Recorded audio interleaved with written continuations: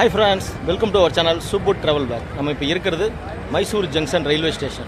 இங்கிருந்து பார்த்தீங்கன்னா தூத்துக்குடி போகிற ட்ரெயினில் தான் நம்ம இன்னைக்கு ட்ராவல் பண்ண போகிறோம். Train number 16236.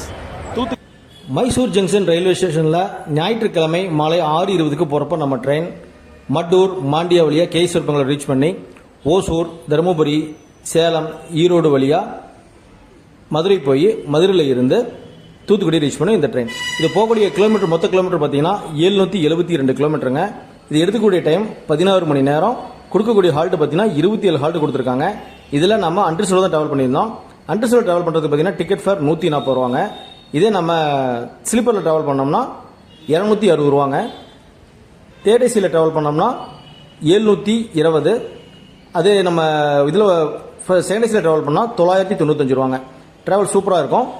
மைசூர்லேருந்து ஈரோடு கனெக்ட் பண்ணுறதுக்கு ஒரு 3 ட்ரெயின் இருக்குங்க. இந்த தூத்துக்குடி எக்ஸ்பிரஸ் ஒன்று, அடுத்தது கடலூர் எக்ஸ்பிரஸ் ஒன்று இருக்குங்க, திருவனந்தபுரம் நார்த் எக்ஸ்பிரஸ் இருக்குது. இந்த 3 ட்ரெயினில் பார்த்தீங்கன்னா இதுதான் ஈவினிங் டைம் ஒரு 6:20க்கு புறப்படுறதுக்கு ஒரு சூப்பரான ட்ரெயினாக இருக்கும்.